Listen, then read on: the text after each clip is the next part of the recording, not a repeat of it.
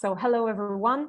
I am Anna Gasperini, and you are very welcome to this talk on eerie food, eating and being eaten in Victorian children's fiction. Now, a quick word about me, about what I do, so that you can understand a bit what I'm going to talk about and how. I am a Victorian literature person. I read and analyze Victorian texts mostly. And I focus on non-mainstream genres that are so-called minor. I come from penny dreadfuls, and now I am doing children's literature. I also have a medical humanities angle, which means that I read and analyze literature through the lens of and alongside medical history, medical texts, medical laws, etc., etc. So if you hear me talking about medicine today, that is because that's how I do literature. So how are we going to talk about eerie food today? Of course, this is not a talk about medicine. This is a talk about Gothic and Gothic literature. But there is a little bit of Gothic in food in Victorian children's literature. We are going to understand how this element, food, which is very important, as you will see in children's literature, incorporates some elements that are very highly compatible with some traits of the Gothic. How are we going to go about it? The first part contains a little theory. I'm sorry, but it is important because children's literature is not like any other literary genre. As I said, I come from penny dreadfuls, and I thought, ooh, this is a complex genre. And then I got to children's literature. You have to keep in mind several things that are not relevant for other literature written for adults. And we will see what that is. Then we will talk about food in children's literature, in 19th century children's literature, and in literature more in general. And we will see what Gothic elements we can find in food in children's literature. We will have a little break for Q&A at the end of this section, and then we will move to section 2, which consists mainly in close reading, because that's what I do. I unpack literature. We will see a bit what authors we are going to examine today. And then I am going to take this walk through eerie food, looking at three different themes: greed, food waste, and temptation. Please take notice of this content warning. When we get to section 2, the close reading, we will be analyzing a story by Christina Rossetti. In that story, there is a scene which might be read as the protagonist receiving unwanted sexual attention. Now, it's not too heavy, and the protagonist wins in the end, but I wouldn't like to make any of you feel uncomfortable or to give any unpleasant thoughts. So if you would rather to disconnect for that part of the talk, that is fine. I will be very happy to see you again for the Q&A. And I will be warning you again when the time comes. So a little theory first of all. Children's literature is a very old genre. We are not going today to talk about the very old examples of children's literature in Greek times or in ancient Greece times or in Egyptian times. That's very far back. But there are examples of that go that far back. But for the sake of today's talk, let's say that we have samples of children's literature published by one of the very first English printers, William Caxton. This is a sample of the books he produced. You can see here the history of Reynard the Fox, French origin, and Aesop's fables, so Greek, ancient Greece origin, and this was the fiction. But then he also produced etiquette manuals.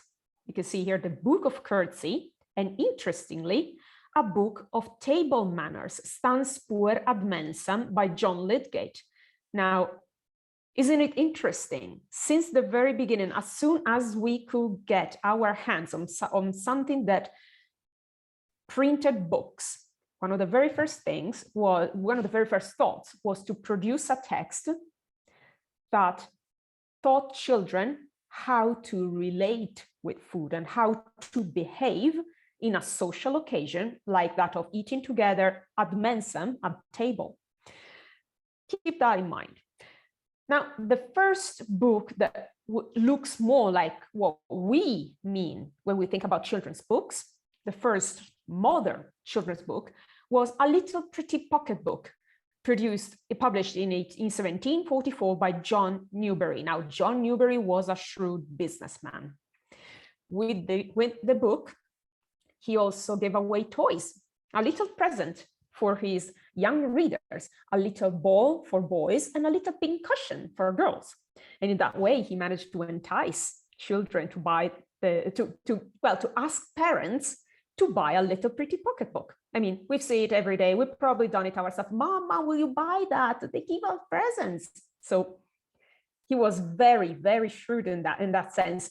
And he also advertised himself in the stories he produced as the children's friend who produced books for children in his shop near St. Paul's Cathedral. So as you can see, he started a whole business. So this is very interesting as concerns the history of children's literature. As far as regards the period immediately before the one that we are going to tackle today, the Victorian era, between the 1750s and the early 19th century, we still have children's literature. It's not the kind of we are acquainted with today as the Victorian children's literature, you know, Alice's Adventures in Wonderland, Treasure Island, The Jungle Book, Little Lord Fauntleroy, etc. Victorian Edwardian, of course. But there still was literature. It was just a bit different. First of all, moral tales were really popular. Why? Because in this period, well, the spiritual well-being of children was very, very important because where it was not guaranteed that you would survive childhood. Child mortality at this point in history was really, really high.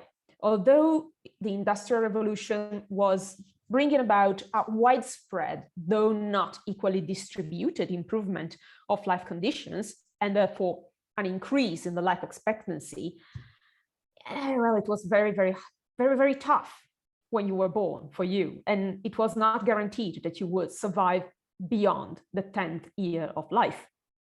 So the main concern was for the child to die a saintly death if it came to that. So moral tales were very popular to teach children how to behave properly in order to be saved after death.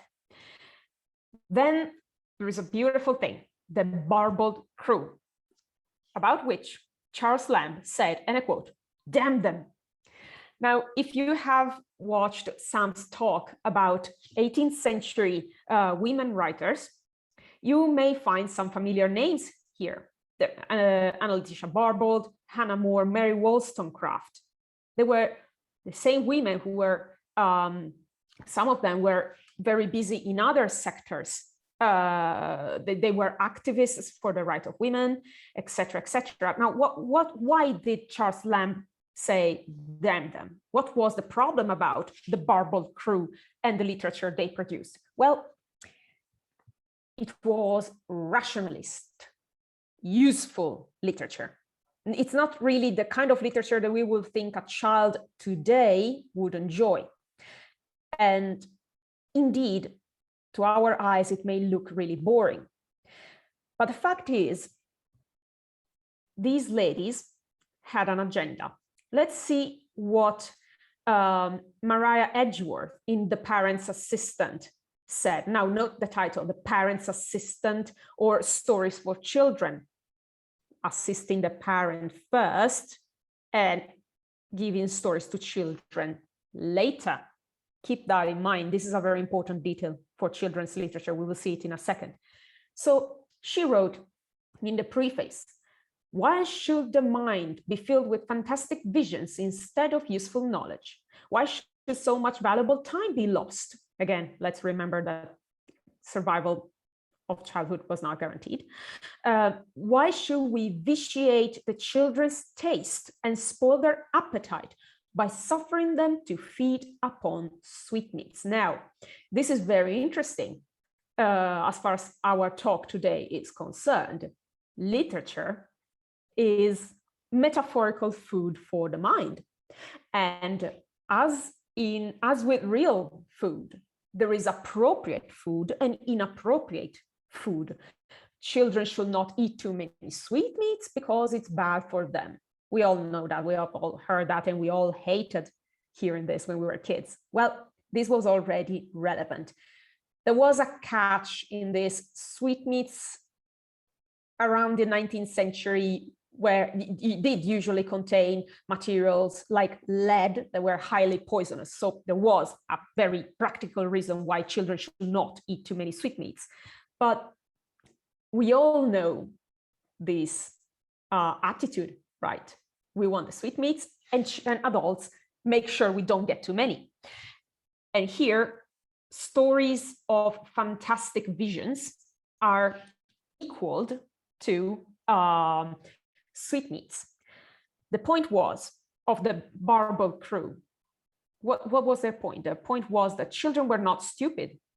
Children were indeed highly capable of learning and understanding complex issues, and should be made to understand them as soon as possible. Indeed, they are also very much concerned with the education of little girls. The agenda of the Barbel crew was to prove that women were not irrational beings incapable of complex and rational reasoning.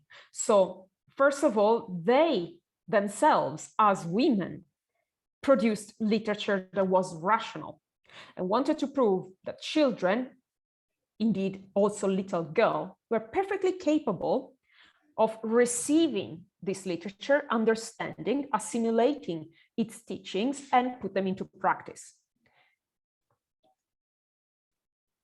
Because books were perceived as food for thought, literally. Now, between the 1860s and the 1910s, more or less, we have a huge change in attitude. We know that in the Victorian era were produced some of the most fantastic books we know. And by fantastic, I mean books of fantasy. We have the Alice books, which are definitely not rational. Treasure Island, the Jungle Book, Peter and Wendy, I mean Peter Pan, a boy who never ages and flies. So this is Victorian fantasy. Indeed, this is the peak moment for Victorian fantasy and Victorian children's literature. Indeed, it's called the golden age of children's literature. This is because around the 1830s, 1840s, rational literature for children and moral tales kind of decrease in importance, while the fairy tale and the fantasy genre gather momentum to reach their peak in this period. And then we have the golden age of children's literature. Now, I pointed out the title of Mariah Edgeworth's book, The Parent's Assistant or Stories for Children. The thing about children's literature is that, unlike many other genres, it is based on a fundamental power imbalance. Think about it. It is pretty much the only genre where the author is not from the same age constituency than his readers. We may have nowadays some young adult authors who produce young adult novels, but that's not the norm. The norm is that it is someone much, much older who produces the literature, especially if we're not talking about young adult, but we're talking about children's literature. Therefore, whatever these people write will be filtered through their experience as adults.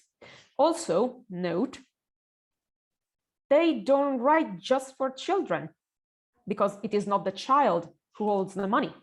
It is ultimately the parent who holds the money. Think about it. Whenever we want to buy a book for children, what do? I notice it. I do the same thing when I have to buy books for my niece. I say, "Oh, this book is lovely." And besides, it will also teach her about this or to do that. Now, we don't do that for ourselves or for our friends. When we purchase a book for an adult, we don't start from the idea that we have to teach them something.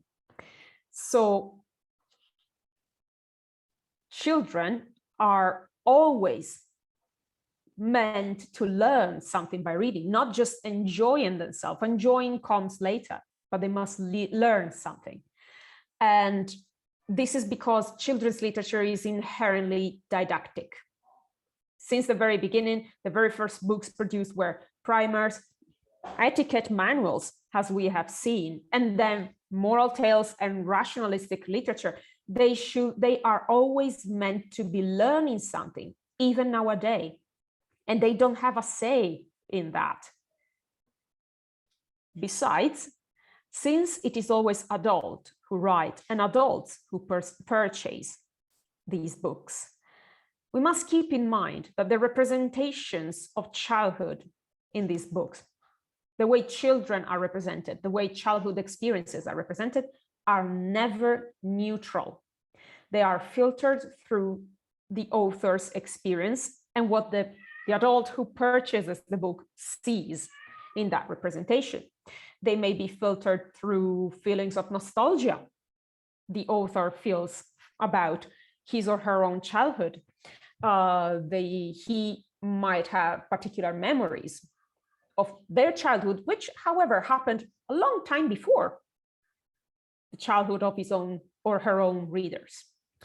They may be filtered through ideas they have about childhood, they have developed about childhood as adults.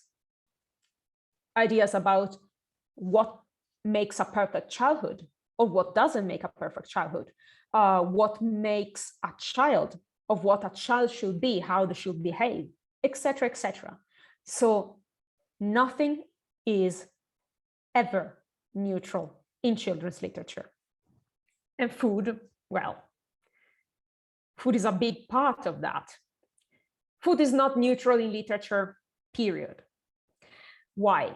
Because it is tightly connected with culture. Food is an inherently cultural element. Massimo Montanari said that food is culture when it is produced, when it is prepared, and when it is eaten. We hear it all the time, nowadays. Oh, natural food. I eat only natural food, or I wish to eat only food that is natural. But in the end, there is very little. There is really, truly natural about food. We produce our food, and then we prepare it and eat it according to rules that are connected to the culture in which we grew up. And this is very important when it gets to children's books. Children's books are inherently didactic. They're always meant to teach children something, right? And food in children's literature has a fundamental role. Caroline Daniel, write down this book if you mean to learn more about food in children's literature, because this is a fundamental text, says that food in children's literature is meant to teach children how to eat correctly, meaning what to eat and what not to eat, or who eats whom. That's mighty important. We must learn what is not appropriate food or proper food or even considered food in our culture so that we are accepted in our culture. And we must learn how to survive. So who eats whom is a very important message, as we will see today. So food means a lot of things in children's literature. It is never neutral. The poisoned apple, the witch gives Snow White. Well, it's not just a poisoned apple. It may mean a lot of things. You could fill volumes with just the meaning of that one apple. Here I tried to summarize for you what food can mean in children's literature. And sometimes it has very definitely opposite meanings. I am sure that while I was talking, some of you might have thought, well, I don't remember food as such a terrible thing. I'm here to listen to talk about Eerie food. But I remember I have beautiful memories of, me reading a lovely book from my childhood where a cozy domestic scene was happening, or a mouth-watering scene was being portrayed, etc. Well, that's because food can be nice in children's literature. There is not just the poisoned apple. When you meet a food fantasy, it is definitely a positive dimension. What do we mean by food fantasies? Cocaine dreams, so dreams of beautiful lands filled with readily available, rich and often sweet food. When food means affective bonds, especially when the character is eating or drinking something creamy, frothy, milky, sweet, because, the connection is with mother's milk.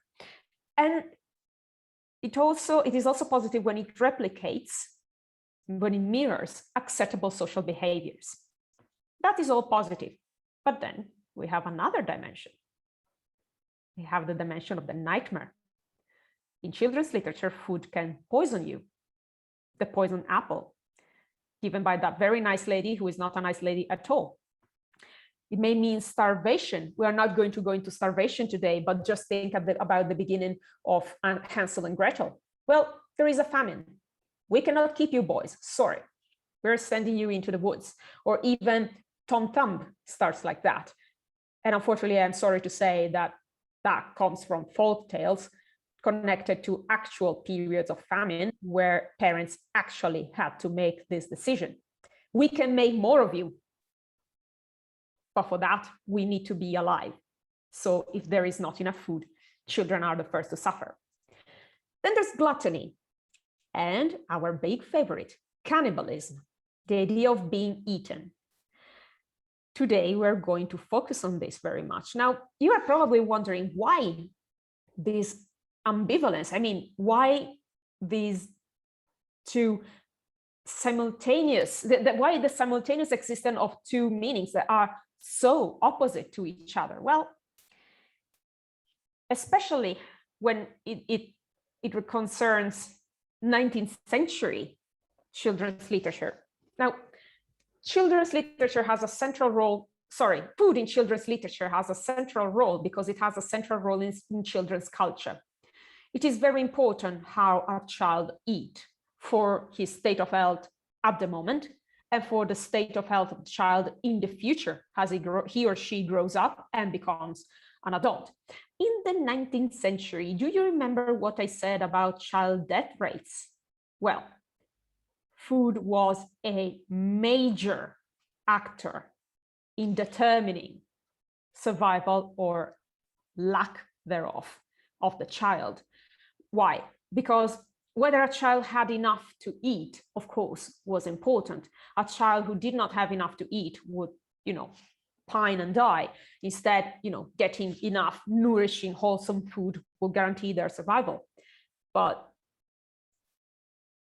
giving a child not just not enough food, but inappropriate food was a big problem in the 19th century. Think about weaning, how delicate a process it is. If you have children yourself, or if you have friends who've had children, you know that weaning is a very delicate phase, as is breastfeeding. Will the child take breastfeeding? Will the child start breastfeeding? Will they take milk from their mother or not? And how do we take them off breastfeeding? How do we wean them? What is the process? Well, imagine in the 19th century, no pasteurized milk, no habit of disinfecting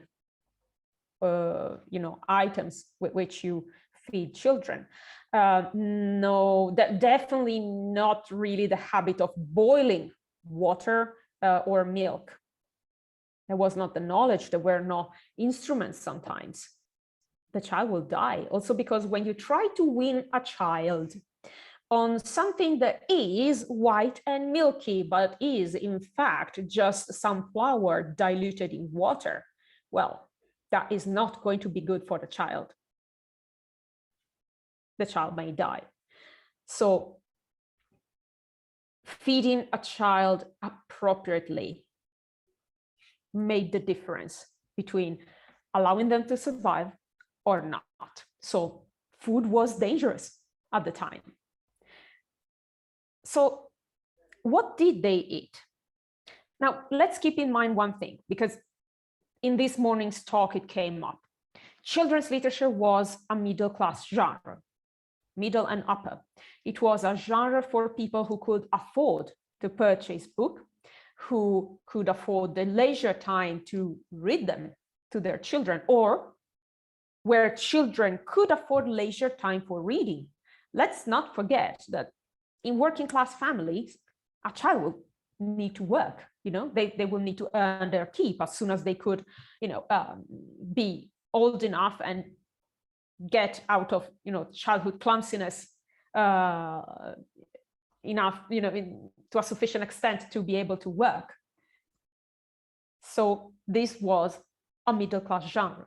In middle class households, there will usually be enough food to eat. So when I'm saying what did Victorian children eat, I'm talking, of course, about well-off households. And to have a look at what they did eat, I am quoting today for you Dr. by Henry Chavas. Dr. Chavas's manual was reprinted throughout the century because it was a huge success. He published for the first time in the 1830s, but he kept on reprinting it updating it throughout the century. Now, according to Dr. Chavas, for breakfast, a child can have nothing better than scalding hot new milk poured on sliced bread, with a slice or two of bread and butter to eat with it. So in case you guys missed it, milk and bread. Okay, got it? Perfect. You'll find it again for supper. For dinner, what should they have? Meat daily, either mutton or beef. He was adamant, you should not bore a child giving them too much of the same thing. So alternate between mutton or beef. Sometimes they would get a little boiled fish.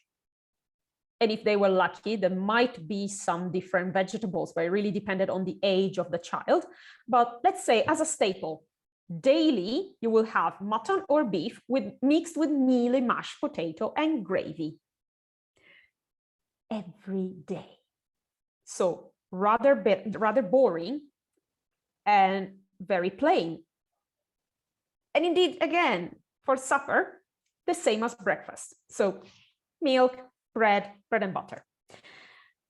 For slightly older children, when we talk about youths here, we talk about children that are 10-ish to 12-ish, while children will go below that age to around 4 to 2 before they were infants. So a youth should have plenty of plain, wholesome, nourishing food, but no rich dishes, no sauces, no spices, etc. Only plain roast and boiled. So meat, again. Only one type of meat, again. So a joint, a pudding, and 1 or 2 kinds of vegetables are all that are necessary for a boy or a girl. This was, let's say that this attitude to children's diet came from Locke, John Locke, Some Thoughts Concerning Education, in which Locke asserted that there is no best source for a child's dinner than his or her hunger. So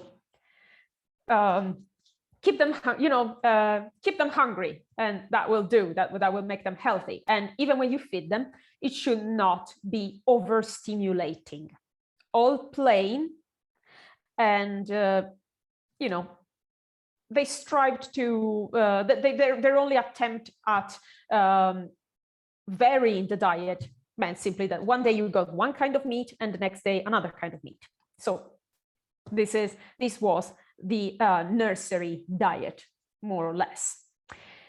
And this is what Chavas thought about sweets. Now, as you can see, there is a question here. Chavas's manual was built as a question and answer manual. The mother, because this was advice to a mother, would ask questions and the medical man would provide the answer. And you can see sometimes he gets really, really condescending in his answers. But so, have you any objection to a child occasionally, note the occasionally, having either cakes or sweetmeats?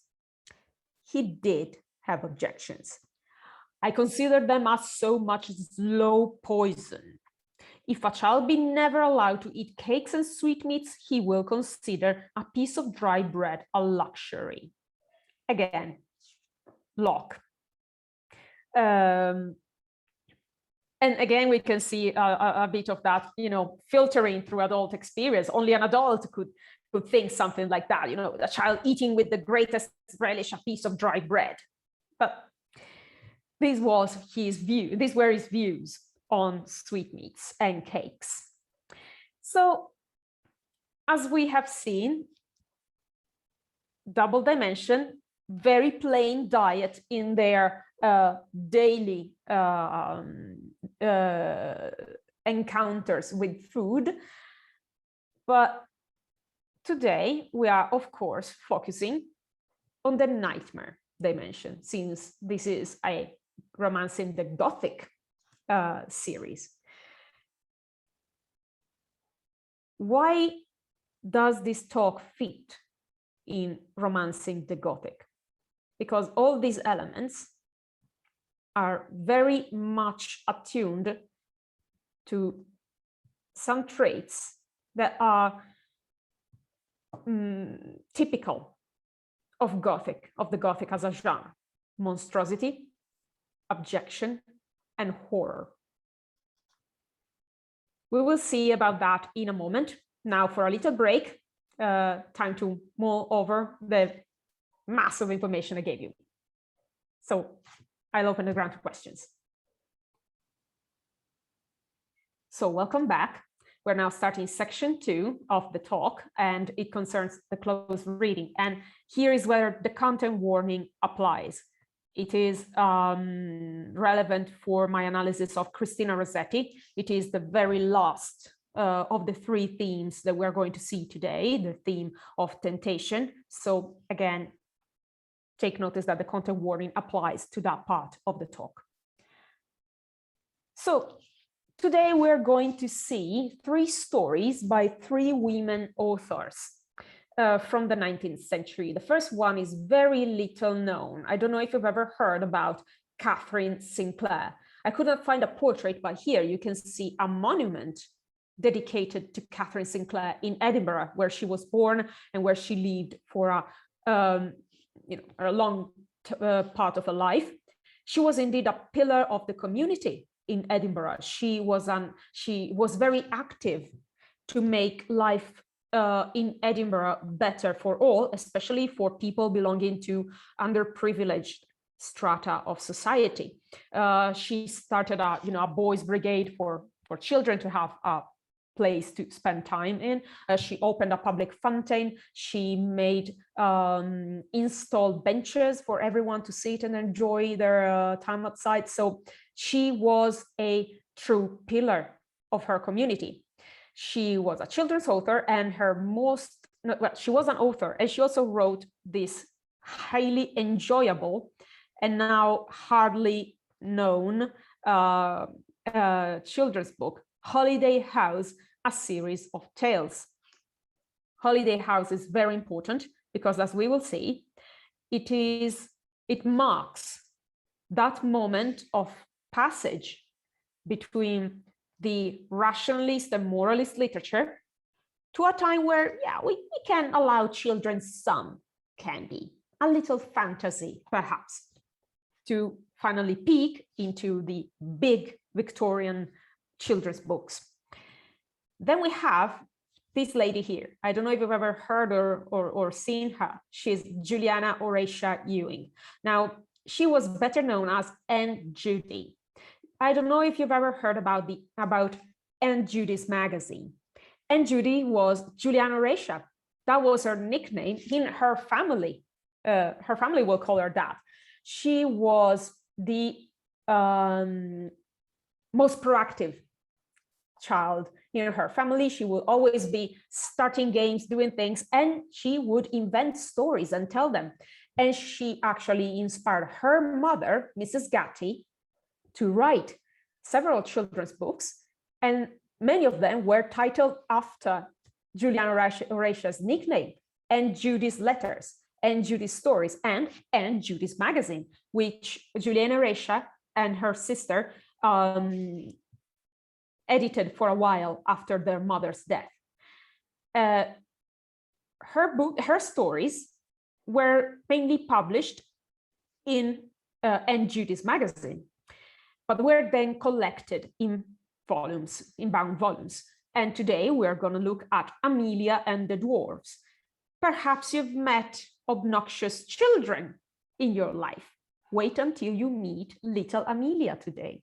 It will be a pleasure, I'm sure. And finally, Christina Rossetti. Everybody knows she was a poet. We know her as a poet.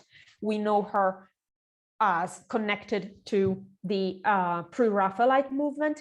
She posed as a model for her brother Dante Gabriel for several of his paintings. Actually, you can see her in the painting Ecce Ancilla Domini, where she is the Virgin Mary receiving from the angel the news that she will be the mother of Christ. That's a beautiful painting. I urge you to have a look at it, also because it probably says more than the title just lets. I mean, from her expression, from her pose, you can think a lot about what is, really being represented there. Hardly anyone knows, however, that she also produced a few children's books. She wrote Sing Song, a nursery rhyme book, and it is as lovely as it sounds. And indeed, critics loved Sing Song, a nursery rhyme book. Then she wrote Speaking Likenesses. Critics absolutely hated it.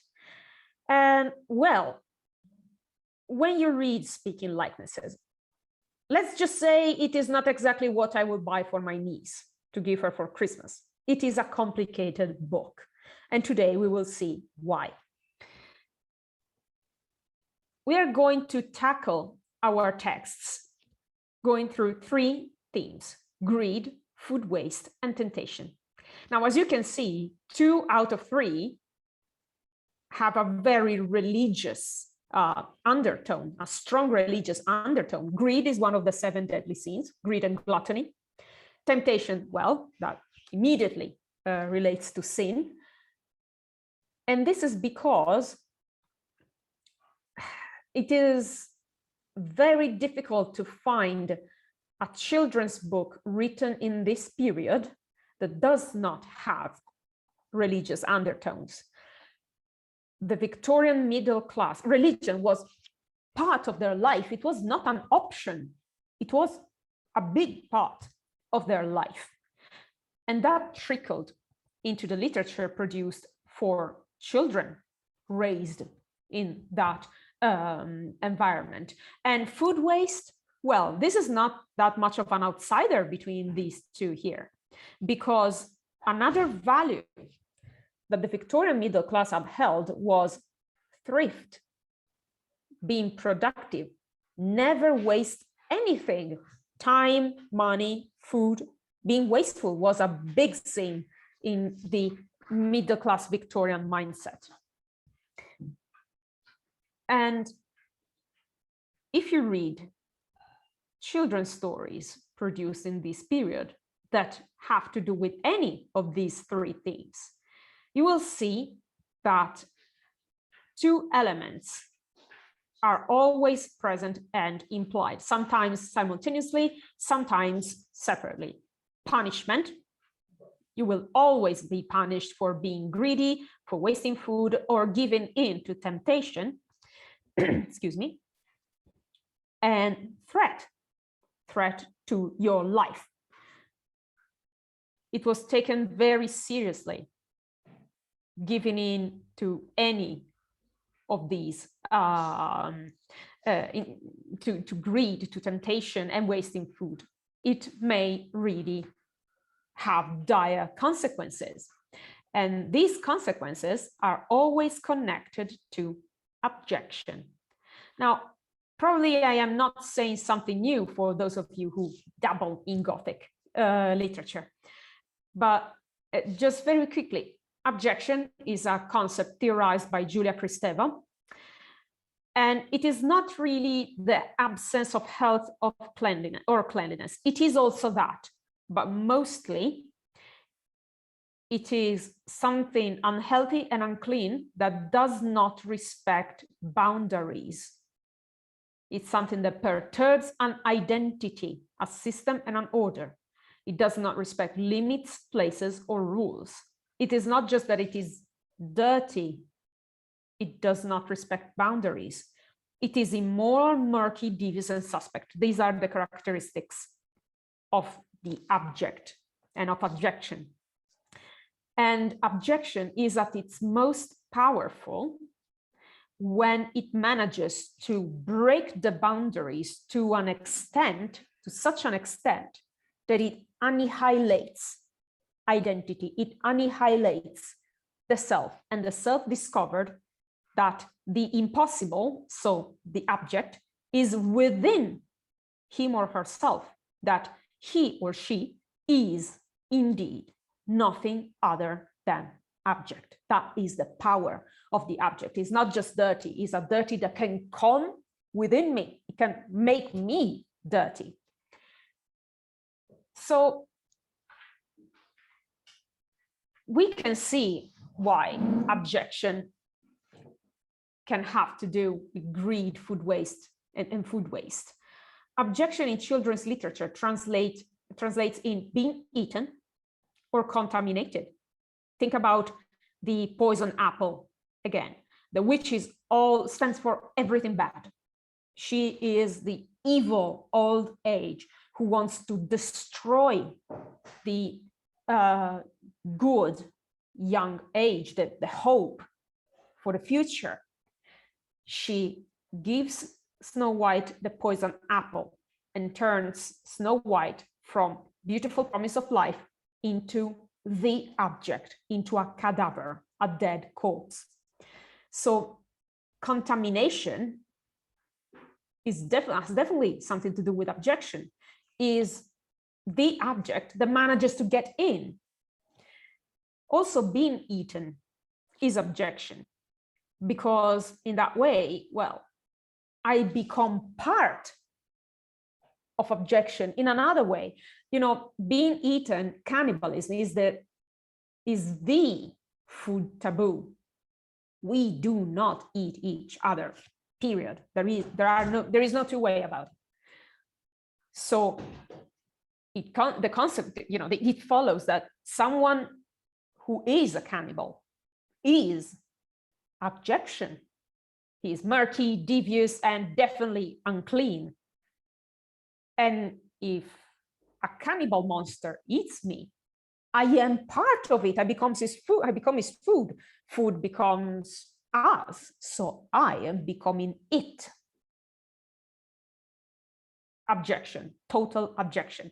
And indeed, any of these two, being eaten or contaminated, it provokes a reaction of horror. Again, I'm probably saying something that people who dabble in Gothic know very well. But horror is a very specific concept in the Gothic that entails a reaction of disgust triggered by witnessing, seeing, perceiving something that constitutes a real concrete danger. So when I recoil in horror, that's objection. So let's start with the first theme, greed. This is Pantagruel, the giant Pantagruel, who eats Pantagruelic meals in Gargantua and Pantagruel, illustrated by Gustave Doré. What do we mean by greed for the purpose of this talk? Well, gluttony, well, what they meant also in the Victorian times, gluttony, unchecked gorging, eating more than one should or could, which is a big deal with children. Sometimes children overestimate the capacity of their stomach. So now we said earlier that a lot of food is not necessarily bad. Where is the line between a cocaine dream and greed that must be punished? Well, when abundance of food mixed with a carnivalesque, so with a moment of enjoyment, of liberation. I used to watch this at Christmas, this little cartoon of these two very poor children who are starving in real life, and in their dreams they arrive to Dreamland, is a place where it rains popcorn and ice cream raises from the ground like flowers. Well, that's a cocaine dream. They are very sad, they are suffering a lot in their daily life, but here they arrive in this land of abundance where everything is beautiful, weird, but happy weird, and food is ready for them and they can enjoy it. Then that is a cocaine dream. However, when abundance merges with lack of self-control and no respect for boundaries, then you are not having a cocaine dream, my friend. You are being greedy. Think about, I don't know if you've ever read it or watched any of the movies, Augustus Gloop in Charlie and the Chocolate Factory. Augustus Gloop is constantly eating. He doesn't need it. He's not a poor child who is suffering and therefore needs a cocaine land to enjoy himself. He already has everything, but he is constantly eating. He has no self-control. And he's also not respectful of boundaries. When they arrive in Willy Wonka's factory, without respect for the fact that everyone should be able to drink actually from the chocolate river, he just lays flat on his belly and gorges himself with his hands with chocolate from the chocolate river. But think about it, he's actually polluting that water, if you will. We don't like strangers, complete stranger coming, taking my glass and drinking from it. Well, now we are in COVID, but we didn't like that before COVID, because I don't know you. I don't know how often you wash your teeth. This is a very stupid example, but Augustus Gloop is doing that. He's just, treating the whole river as if it were just for him. So no boundaries, no self-control, then you are greedy and you shall be punished, as Augustus Gloop is. Let's take a moment, however, to contextualize this in Holiday House. Do you remember what Mariah Edgeworth said about vitiating children's taste and spoiling their appetite by feeding them upon sweetmeats? Well, Catherine Sinclair in the late 1830s thought that, well, yes, we should not vitiate their taste, but we should give them something suitable to their tastes. We are giving them, texts that are mere records of facts, nothing that would appeal to them. We are feeding them with strong meat instead of milk. Note the parallel.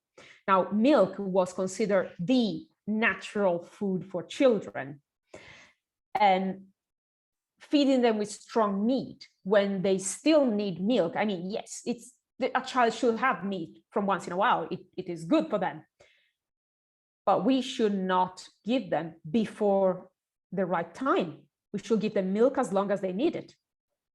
Therefore, when you find a child who is punished for wishing, for desiring sweet food in Catherine Sinclair, as we will see, you wonder whether she is really serious.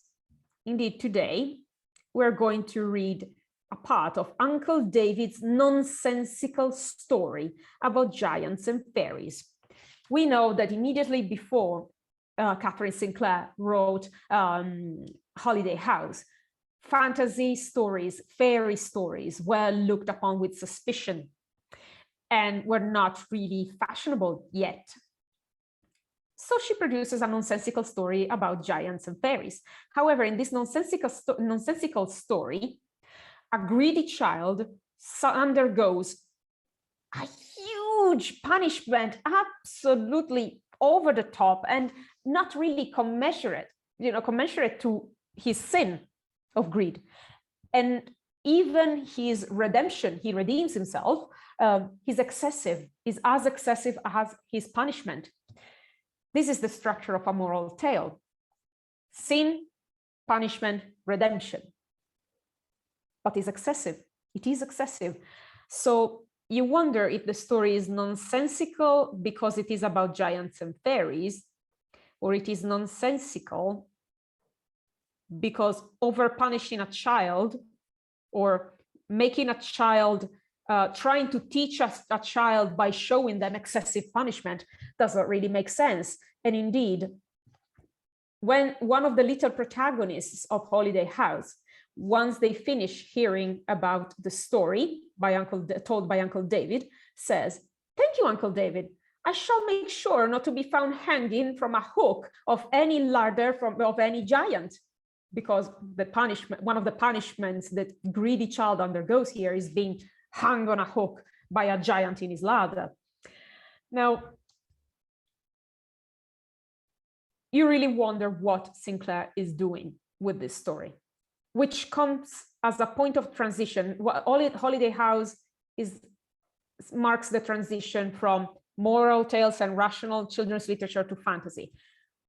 Uncle David's nonsensical story marks the, let's say, the passage between the first part of Holiday House, where it tells, which tells about Harry and Laura's childhood. They are two rowdy children. They make a mess of everything, and they're really fun.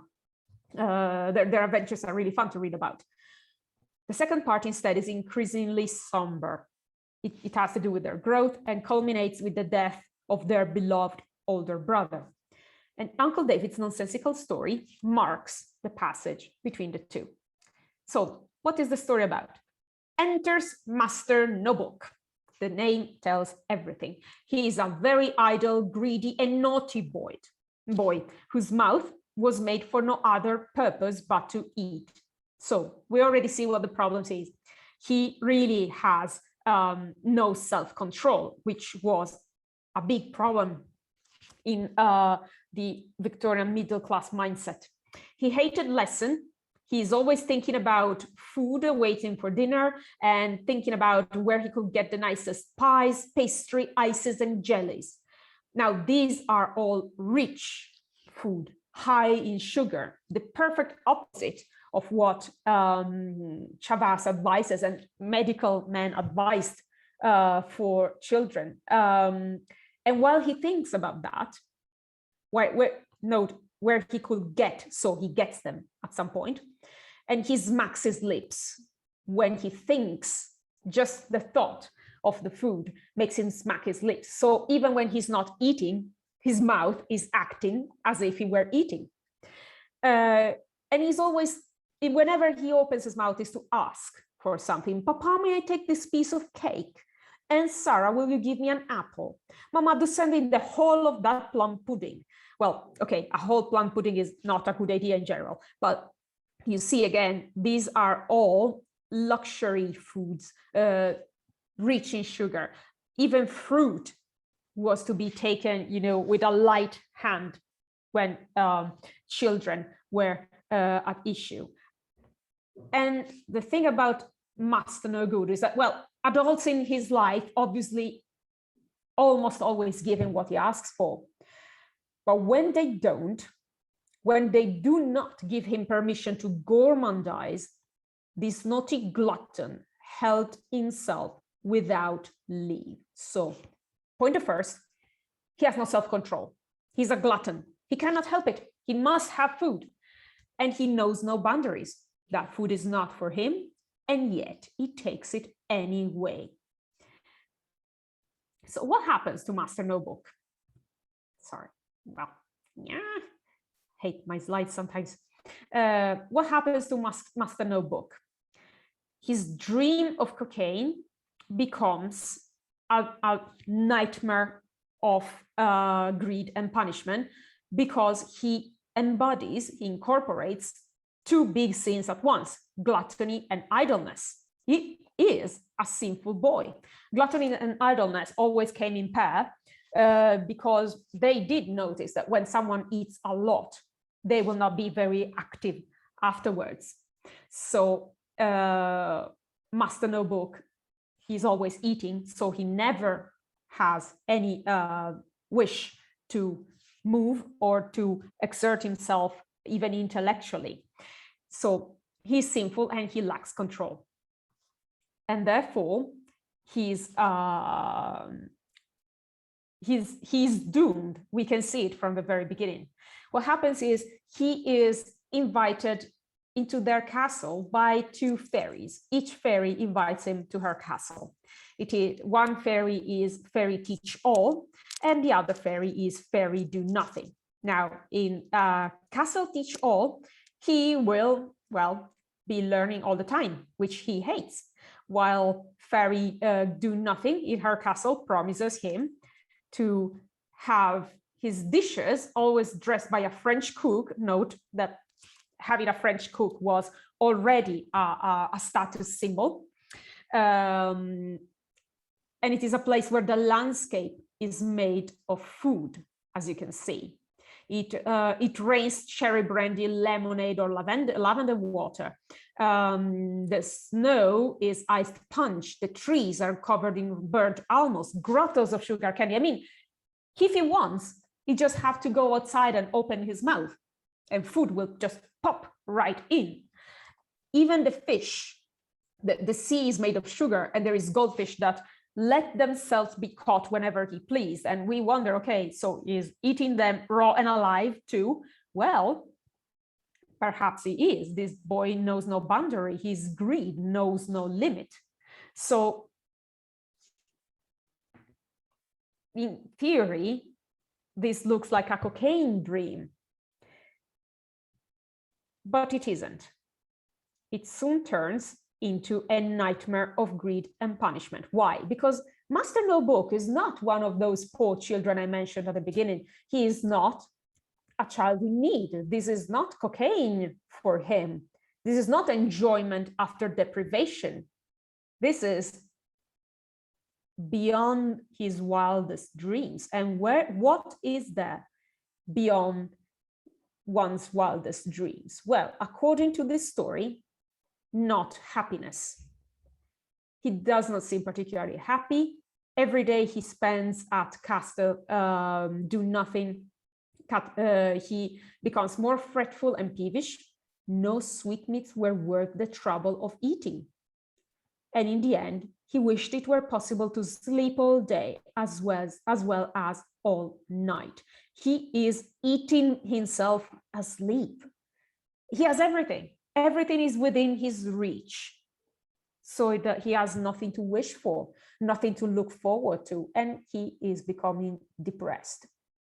If we wanted to give a presentist look at this story for a second, we can see very plainly the Master No Book has developed an addiction to sugar, and he's becoming depressed. Doing nothing, he's doing nothing. He has everything, but it doesn't make him happy anymore. Now, there's a catch in this, however.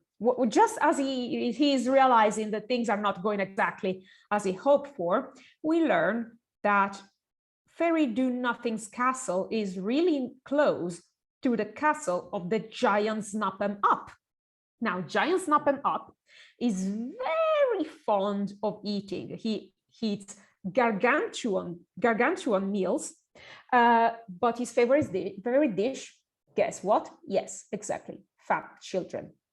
And he loves, especially the children in Fairy Do Nothing's castle, because they are especially fat. And also, the fairy lets him help himself from the children in her garden. And she asks him in exchange to be invited for dinner. So that was a trap. The castle was a trap. The fairy is indeed a cannibal. And Master No Book is unwittingly trapped between two cannibals, Giant and the fairy. And one day, when he feels really depressed, even more lazy, more idle, and more miserable than ever, and he hates the sight of everyone and everything, he gives a yawn so loud and a sigh so deep that he catches the attention of the giant Snap 'em Up, who, observing a large, fat, overgrown boy as round as a dumpling lying on a bed of roses, he gave a cry of delight and snatches him up. Now, notice here, Master No Book does not look like a child anymore. He looks like food now. So he is treated like food. That's where Objection comes in. He relinquished his humanity. He allowed himself to be deprived of what made him human.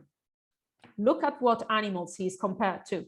The fairy says, that little man does me a great credit. He has only been fed for a week and he is as fat as a prize ox.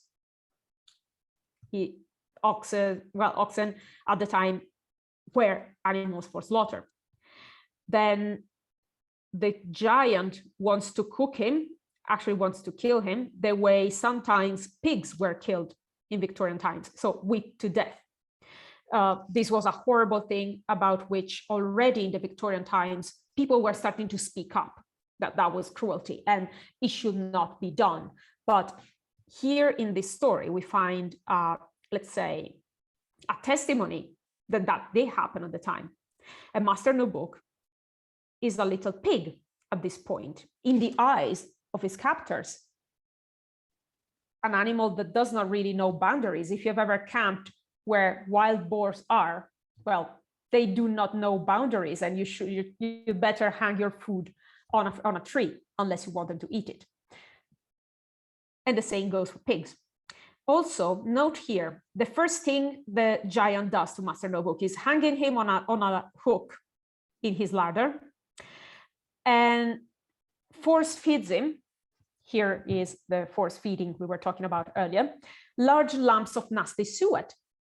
Then he lights a fire under his feet so that his liver grows larger.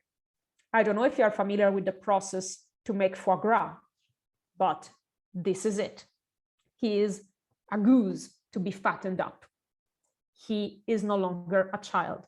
He has relinquished his humanity. And therefore, the punishment is be treated like an animal for slaughter. Of course, as you can plainly see, the judgment, the moral judgment against overweight was massive at the time. It was not just a matter of health. It was also a matter of health at the time, but there was a strong moral judgment. It was believed that you got fattened because you're lazy, and laziness, idleness, is a big sin in the Victorian middle-class mindset. And therefore, you undergo punishment. You are treated like an animal. He survives, you'll be happy to know. He is redeemed, but look at how he is redeemed. He detests holidays. The most difficult lessons are now a pleasure to him. He always ate the plainest food in very small quantities, joined a temperance society, and never tasted a morsel till he had worked very hard and got an appetite.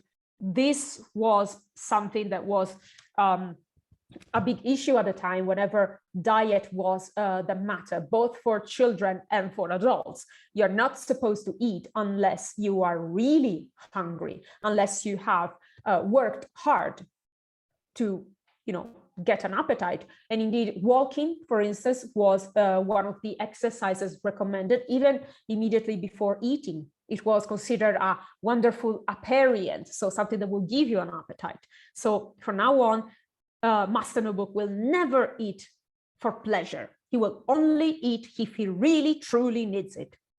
And as an adult, he becomes Sir Timothy Bloodstocking, a name as revealing as Master Notebook. And he usually very good-natured and agreeable, except sometimes when he is found beating little boys within an inch of their lives with his stick. On inquiry, so you can imagine this old man just sometimes thrashing a little child with his cane, and just this being normal, and people just asking, oh, but why are you doing it? They're not, shutting him up. They are asking him why. Well, on inquiry, it invariably appears that he has found them lazy, idle, or greedy. So Master Notebook, now Sir Timothy, has been so traumatized by the punishment, the excessive punishment he underwent, that now he would much rather kill children who are idle and greasy himself than let them undergo the same fate. Or he has been converted to such an extent, he has become such an enthusiast for eating small food, plain food, being, a moderate person, that he takes in his own hands to punish children almost as excessively as ending up hooked in a larder by a giant is. So this is for greed, for eating too much. But what happens when you eat too little, when you waste food in Victorian children's literature? And by wasting food, for the sake of this discussion, I mean rejecting, half-eating, playing with, or otherwise spoiling good food. Wasting food is not just, throwing it away. It is purposefully making something good inedible, making it non-food. Enters little Amelia. I told you she was lovely. She's the protagonist of Amelia and the Dwarfs. Amelia had a strong, resolute will and a clever head of her own, though she was but a child. She had a way of her own too. Perhaps because she was an only child, her parents spoiled her. She was, beyond question, the most tiresome little girl in that or any other neighborhood. Now, a thing about Amelia and the Dwarfs, sometimes Amelia's story is interpreted as a story of rebellious femininity, not accepting the boundaries of, social mores and diktats, because Amelia simply doesn't care about social rules. She will break things, or she will point at things that are not really as glamorous as they appear in her mother's friends' houses. She interrupts conversation, she intrudes upon people revealing secrets to each other, and then she will tell them to everyone. So she is sometimes read as a sample of rebellious femininity, which in the end is re-entrenched within the ranks of acceptable femininity through punishment.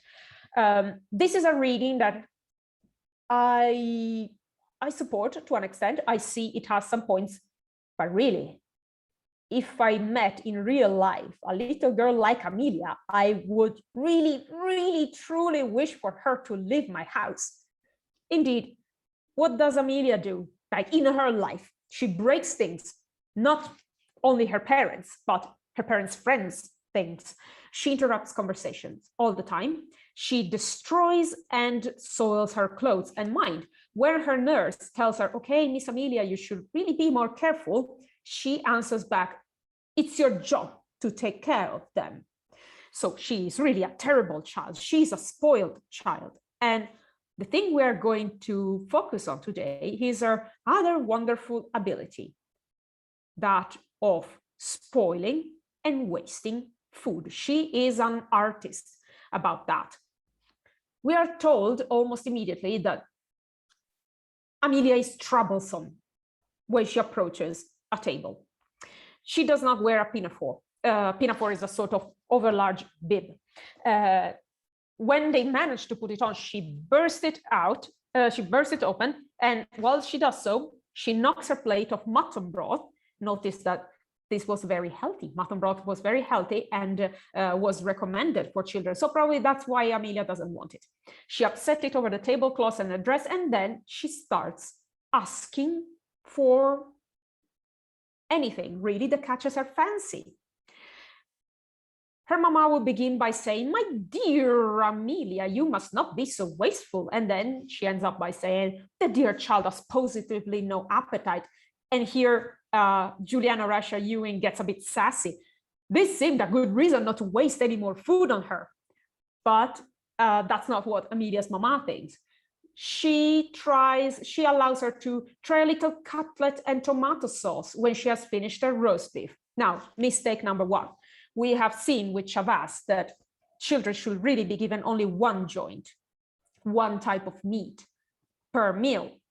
You are allowed to, vary from day to day, but only one type of meal per day. And note that the cutlet, Chavas advises to give the cutlet when no other meat is available, the cutlet with tomato sauce. But here Amelia has it after she has finished the roast beef.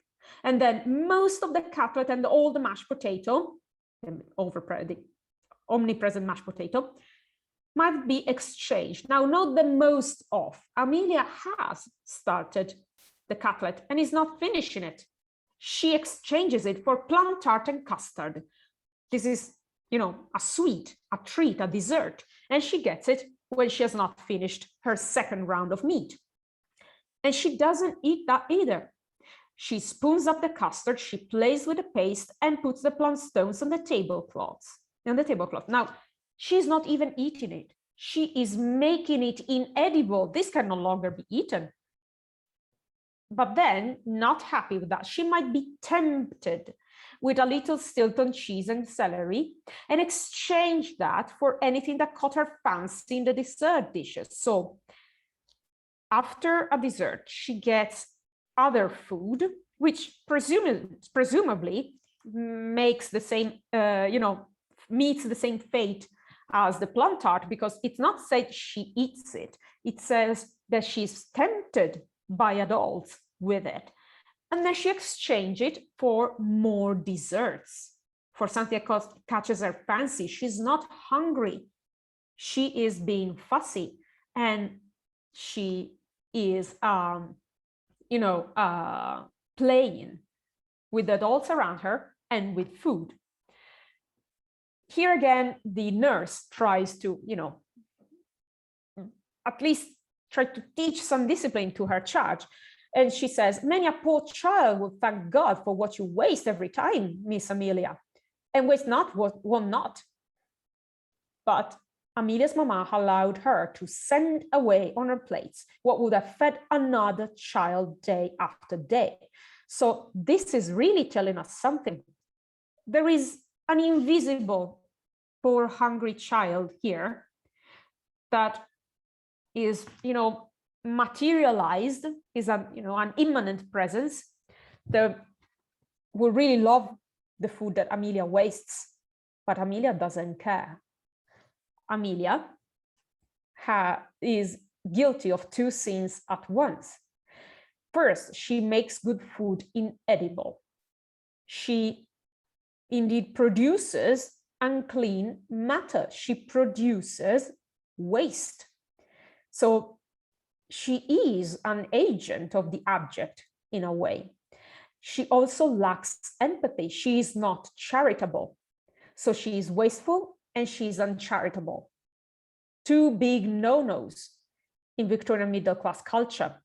And therefore, her punishment is contamination. If you are an agent of the abject, we will make you truly abject by making you ingest the non-food, the unclean matter that you created and put into the world. What is Amelia's fate? One time that she is, as always, breaking rules, she upsets the fairies. Now, if among you there are people from England, from Scotland, from Ireland, you guys know very well what happens to people who upset fairies. You should not upset fairies. She, in particular, upsets dwarves who drag her into their underworld and send into the world of the living a stock. So makeshift chameleon, a lifelike puppet, who is her spitting image, but is actually an imp who will fake an illness and then fake its own death, run away, possessing a black cat that is passing by, and leave back Amelia's shape. So Amelia's parents will bury it, thinking it is really Amelia, and nobody will be any the wiser about where the true Amelia is. And in the dwarves' underworld, she is doomed to make up for all the mischief she made in the world above. She must wash and mend her clothes. She must put back together all the knickknacks she broke. And she must also tie up the loose threads of conversation she broke. And as she does so, she becomes hungry. So she asks for some food. And the dwarf answers, by all means, there is plenty down here which belongs to you. Now, have you ever told someone, throwing garbage on the ground, oh, I think that you lost something that belongs to you? That's exactly what the dwarf is saying here. She brings her to a place where there are all her plates of broken meats, all the bits of good meat pie, pudding, bread and butter, again, the bread and butter, that Amelia has wasted before time. And she replies, I can't eat all cold scraps like these, said Amelia, turning away. Here we have the horror. She is presented with objection. Eat food scraps, eat non-food, eat something that is unclean, eat garbage, basically. And she recoils in horror. Now, this really doesn't work here. The dwarf cries, then what did you ask food for before you were hungry, and pinch at her and sends her about her business. And in the end, Amelia becomes so hungry that she begs to eat those scraps of food. She ate a cold chop and the remains of a rice pudding with thankfulness. Now, again, these are very clearly non-foods. The chop is cold. The rice pudding is not whole. There are just remains. This is very clearly garbage, non-food, but she eats it with relish. Now, do you remember that invisible hungry child who would have thanked God to be allowed to eat what Amelia wasted? Well, she is that child now. She's invisible. Nobody knows where she is, and where she is, nobody cares about her. And she's starving, and she's glad for anything that she can get her hands on. And she is surprised. She's actually surprised by how delicious these foods taste. She was surprised at the good things she has rejected. And here is where her redemption starts. Indeed, after a while, she decides to try and warm up that food. Now, handling food scraps and making them into good edible food was a skill for a Victorian woman. A woman who was able to make a lot from food scraps was considered a good house mistress, a skillful cook, a woman who will not let anything go to waste. And Amelia becomes quite an expert in cooking up the scraps. So by experiencing objection, by becoming objection, she is redeemed. And in the end, the ending of Amelia and the Dwarves is very positive. She learns not just to be a good child, but to manage herself. And indeed, she is not stupid. She's not like Master Nobook, who really didn't like to exert himself in any possible way. Amelia is clever. We've been told so at the beginning of the story.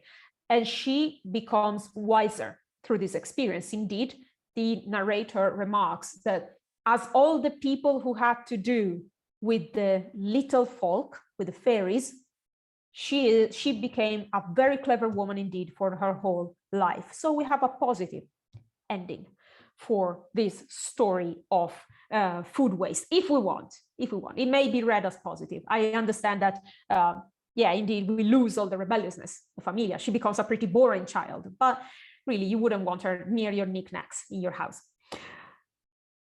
So our last stop in our trip, temptation. Now, here is where the content warning applies. So be mindful of that right now. What do we mean by temptation for the sake of our discussion here? I mean here being exposed to highly desirable and desired food and having to choose whether to eat it or not. Now, as you have noticed, both Amelia and Master Notebook were upper-class children. Indeed, probably more upper than just middle class. They had plenty of very rich luxury food made readily available to them. So they belong to wealthy households.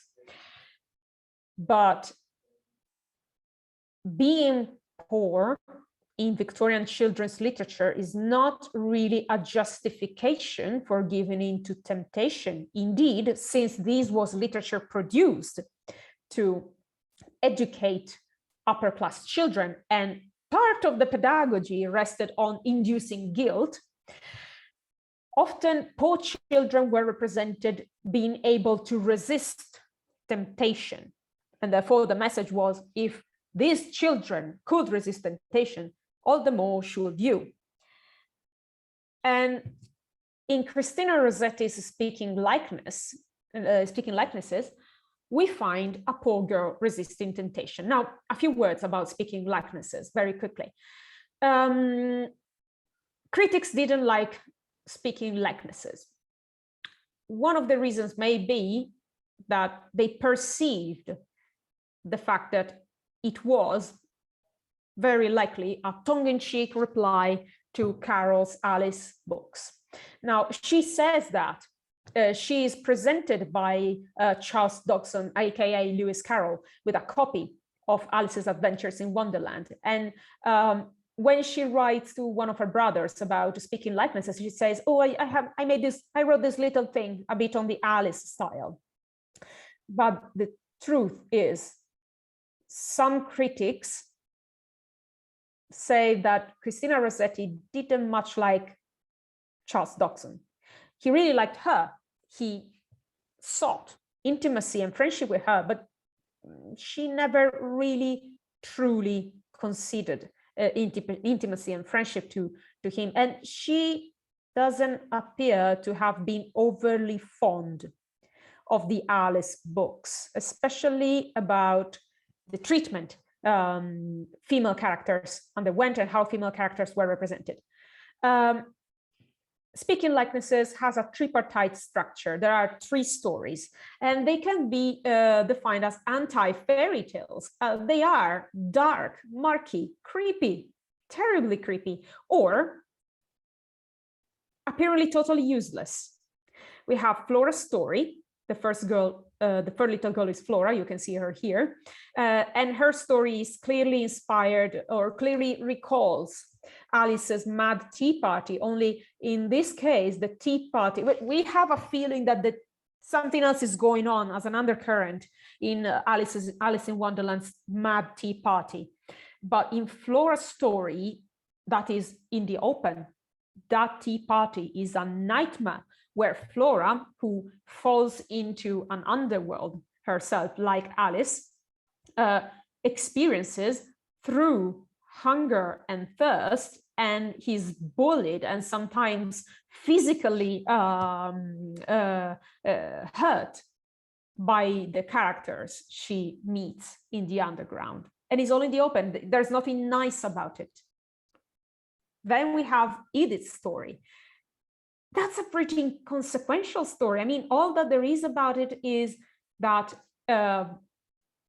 little Edith tries to boil a kettle for tea and she cannot.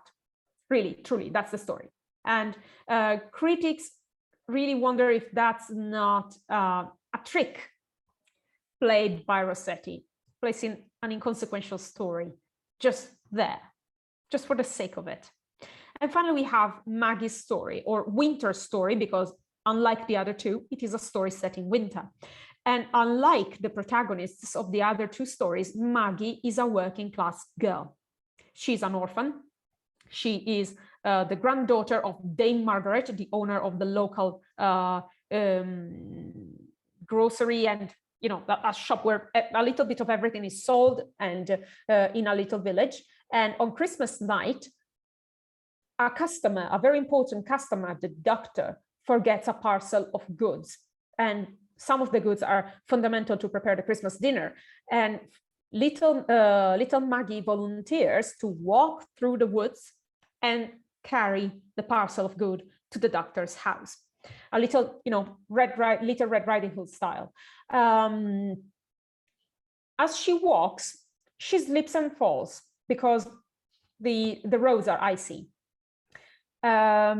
She hits her head, but she gets up and everything is fine. But we are never sure if what she is experiencing is reality or a hallucination given, by her bumping her head.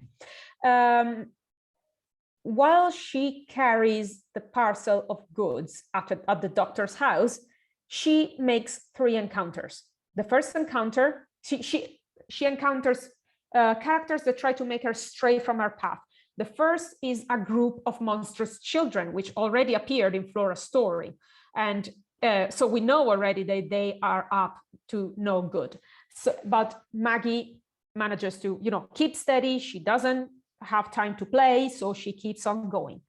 The last encounter is with a group of people who are sleeping around a fire. They look wonderfully happy in their sleep, and Maggie at this point is cold, is tired, and would really, really love to sit down and fall asleep, but she doesn't.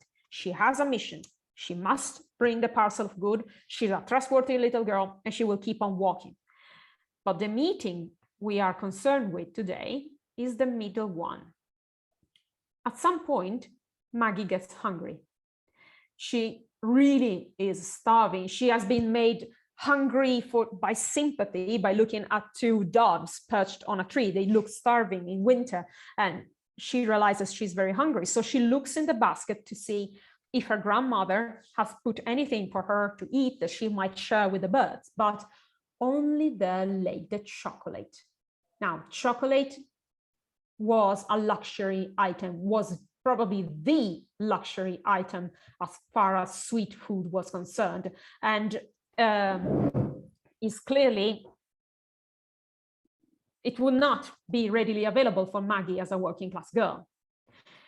And the chocolate is there, sweet and tempting, looking most delicious through a hole in its gilt paper.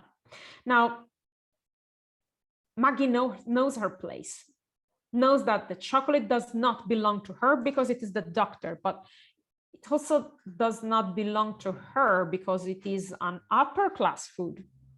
She knows her place in life. She knows her station. So she knows she should not eat the chocolate. But this chocolate is an agent of temptation. It is actively tempting Maggie. It does not just seem delicious. It looks delicious through a hole, like, peeping out coquettishly at Maggie. And Maggie is almost ready to give in. She's almost ready to break off the least little corner and try. It is just too much. But then a sound of rapid footsteps coming along startle her. And the footsteps are him, or it. Maggie herself is confused. It was a boy, or was it a real boy? I mean, look at this. I would be startled if I met him in a dark woods. He had indeed arms and legs, a head like ordinary people, but his face exhibited only one feature, and that was a wide mouth. Indeed, the monster is called Mouth Boy. He's just a mouth. which could undoubtedly eat as well as speak. Note that eat is the first thing. The boy has not said anything yet to Maggie, and yet the first thought that crosses her mind is, okay, this guy really can eat. He's also, he is fat, so he obviously loves eating. So the mouth, which could doubtlessly eat as well as speak, grinned, whined, and accosted Maggie. Give a morsel to a poor starving beggar. Now, if we could put a signal saying danger over the situation, we would, right? And Maggie knows it. Maggie is really scared. You can see her here looking a bit like Little Red Riding Hood, with her little basket and her cape and hood, recoiling in horror from the mouth boy, because we already understand what type of creature he is. She tries to be, to keep steady. I am very sorry, but I have nothing I can give you. Nothing with all that chocolate, replies Mouth Boy. Now notice, he has no eyes, no nose, but he knows that there is chocolate in Maggie's basket. If there was food in a 10 miles radius, he will know it. That is because he is the speaking likeness of Maggie's own desire for that chocolate, of Maggie's own wish or Maggie's own hunger for the chocolate.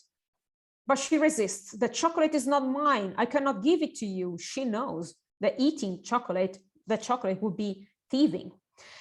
She answered bravely that chocolate is not mine, yet she felt frightened, for the two stood all alone together in the forest, and the wide mouth was full of teeth and tusks and began to grind them. So it is not to be taken for granted that Mouth Boy will not eat Maggie herself. Obviously, his hunger knows no boundaries. He does not respect Maggie's boundaries. You can see here that the tree, which almost seems to stem from Maggie herself, is trapping his hand, preventing him from coming too close. You don't want Mouth Boy to be too close, because Mouth Boy does not have boundaries. And he's obviously threatening. He immediately becomes threatening. He grinds his teeth and tusks. Note this word. They're not fangs like a wolf. They're tusks like a pig or a wild boar. Give me a say, I tell you I'm starving. And he snatched at the basket. So again, he becomes aggressive. The moment he's refused, he becomes aggressive and snatches. But Maggie keeps steady. I don't believe you are starving, she cries indignantly, for he looked a great deal stouter and sleeker than she did herself. Maggie is not stupid. She says, okay, this guy does not really look starving. Seriously, look, his belly straining his jacket. And she replies, I'm hungry enough myself, but I wouldn't be a thief. She knows boundaries. She's not abject. She knows boundaries, and she runs away from her tormentor.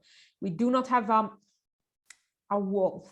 We do not have a bully. We have a tormentor from whom Maggie flees in horror.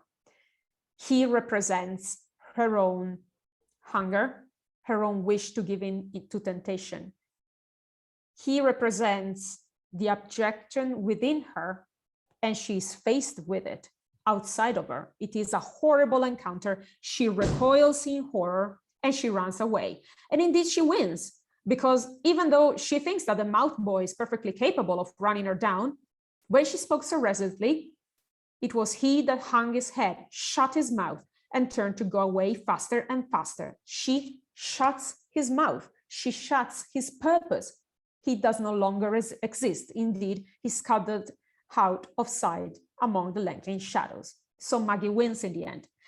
Her prize is to end up back at home with her grandmother in a lovely, cozy domestic scene where they eat tea and bread and butter, a proper, sensible, middle class, but also working class meal for people who know how to handle life in front of a fire. She is wrapped in a frame of cozy Victorian domesticity. That's her prize.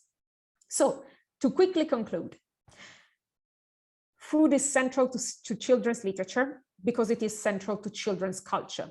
It is important that children assimilate, literally, their culture. So placing it in children's literature, since it is an inherently didactic genre, helps children learn, or is supposed to help children learn about their own culture. But this element also contains some traits that are definitely aligned with the Gothic, because food consumption bears within itself fear of annihilation and contamination, because in children's literature, you can both eat contaminating food and become food, be eaten and annihilated. And these are concepts that are tightly linked to objection and horror, which are concepts connected to the Gothic. This is a little bibliography. You can find most of the texts, the historical texts that I mentioned today, open access on archive.org. So if you are curious about the texts that I mentioned today, just go on archive, look for them, you will find them. It is a true treasure chest. And this is a little bibliography about food in children's literature. As I said, Caroline Daniel, you should read her, absolutely. Then there are a few pearls about food in literature. You have Nicola Humble, very recent, absolutely stunning. You must read it. And then Gitanjali Shahani, very important for people who want to approach food in literature. These are Montanari's and Kristeva's texts. And these are all wonderful texts about food in children's literature, and I urge you to read them. I would like to thank you very much for your attention.